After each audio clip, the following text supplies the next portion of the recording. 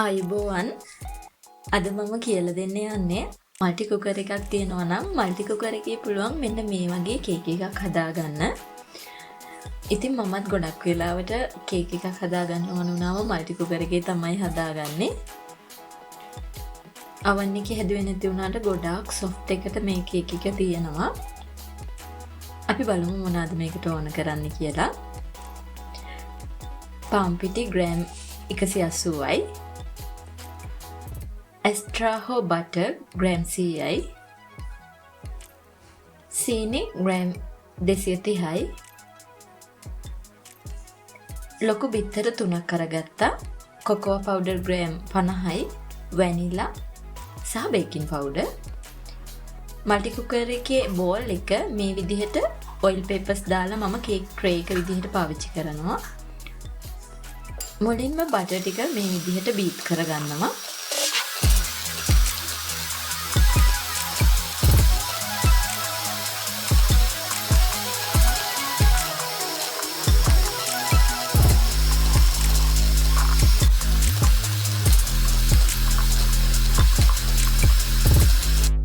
මේ වෙලාවේ සීනි වලින් ටිකක් එකතු කරගෙන හොඳට බීට් කරගන්න ඕන.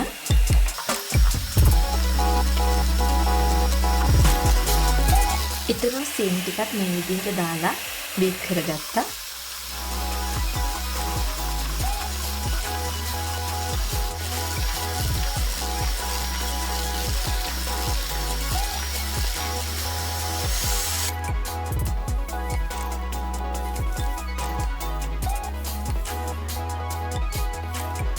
ඊට පස්සේ මම කේක් වලට බිත්තර එකතු කරගන්න යන්නේ. බිත්තර ටික වෙන වෙනම මේ විදිහට කඩලා බෝල් එකකට දාගෙන ඒ ටික මම කේක් මිශ්‍රණයට මේ විදිහට එකතු කරගන්නවා.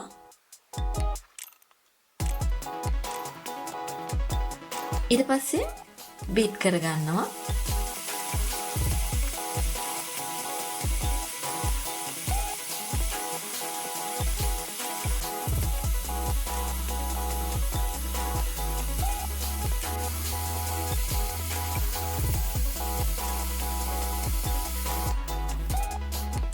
වැනිලා තේ හැන්දක් දැන් එකතු කරගන්නවා.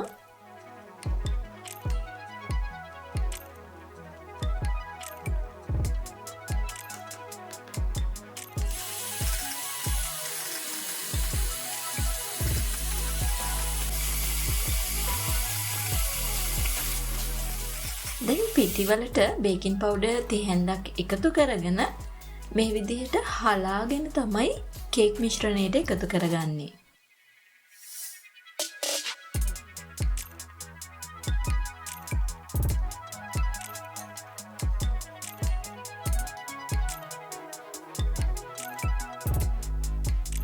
චොක්ලට් පවුඩර් ටික මේ විදිහටම හලාගෙන කේක් මිශ්‍රණයට එකතු කරගන්නවා. දැන් ස්පැචුලා එකකින් මම මේ මිශ්‍රණය හොඳට මික්ස් කරගන්නවා. මේ වෙලාවේදී මම බීටරේ පාවිච්චි කරන්නේ නැහැ.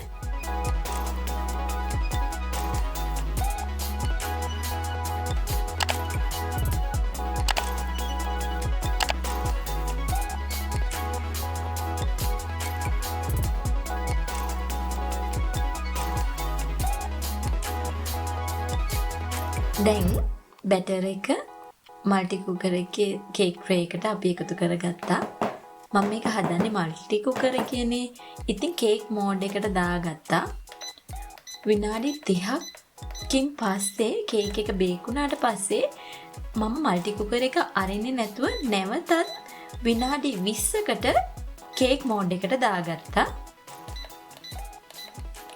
ඔක්කොම විනාඩි 50කින් පස්සේ කේක් එක හොඳට බේක් වෙලා තියෙනවා දැන්.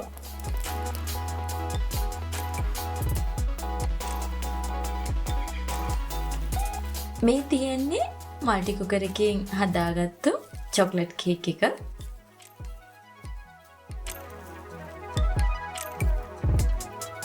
කිලෝ 1ක් වගේ ප්‍රමාණයක් තියෙනවා මේ කේක් එකේ. ඉතින් හොඳට බේක් වෙලා තියෙනවා මේ කේක් එක. මෙහෙම කන්නත් පුළුවන් ඕගොල්ලන්ට. මම හිතුවා මේක අයිසිං කරගන්න අද. අයිසින් කරගන්න කලින් මම කේක් එක මෙහෙම කපලා නිවෙන්න තියාගන්නවා. ඒ අතරේ අයිසින් එක හදන්න ලෑස්ති. ඒ සඳහා අයිසින් සීනි ග්‍රෑම් 250යි, වැනිලා, එක්ස්ට්‍රා හෝ බටර් ග්‍රෑම් 200යි, ෆ්‍රෙෂ් මිල්ක් අවශ්‍ය වෙනවා. මුලින්ම එක්ස්ට්‍රා හෝ බටර් මේ විදිහට හොඳට බීට් කරගන්න ඕන. කාමර උෂ්ණත්වයේ තියෙන එක්ස්ට්‍රා වලටත් වඩා ඔබලන්ට පුළුවන් නම් ෆ්‍රිජ් එකේ තිබිලා විනාඩි 10කට විතර එළියට ගත්තු බටර් මේ සඳහා යොදා ගන්න. එතකොට අයිසින් එක ගොඩක් දිය වෙනවා අඩුයි. මේ වෙලාවේ මම අයිසින් සීනි ටික ටික එකතු කරගෙන හොඳට බීට් කරගන්නවා.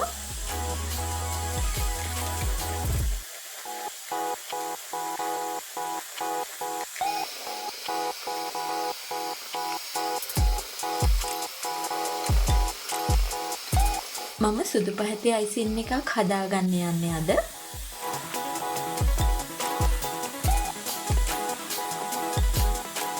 දැන් මම වැනිලා තේ හැඳි එකක් එකතු කරගන්නවා අපේ අයිසින් මිශ්‍රණයට.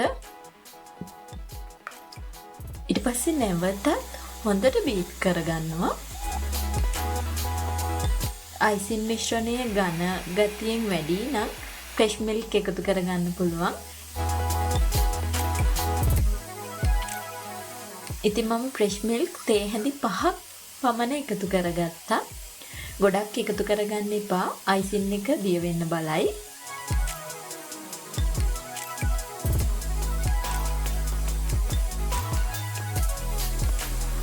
මේ තියෙන මං හදාගත්තු සුදු අයිසින් එක. මම මේක කේක් එකට ඇප්ලයි කරා. මෙන්න මේ විදිහට තමයි මම කේක් එක අයිසින් කරගන්නේ.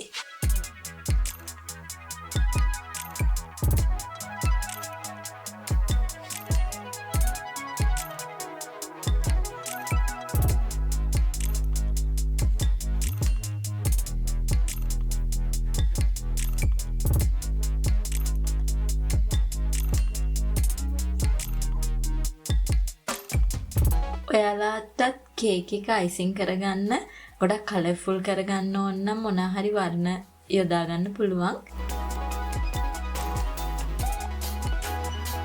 හැබැයි මම අද සුදු පාට අයිසින් එකක් විතරයි හදාගන්නේ.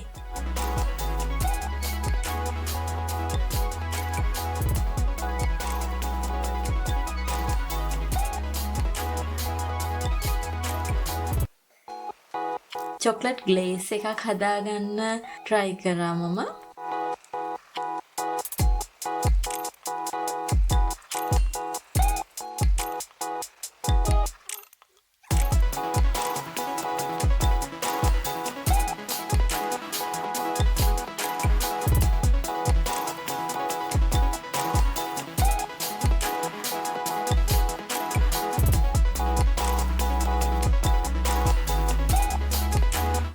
මේ තියෙන්නේ මම multicooker එකේ හදාගත්තු අයිසින් කේක් එක. ඉතින් ඔයාලටත් try කරලා බලන්න පුළුවන් මේ වගේ කේක් එකක් multicooker එකක් තියෙනවා නම් හදාගන්න. oven එකේ හැදුවා වගේම ගොඩක් soft එකට මේ කේක් එක තියෙනවා.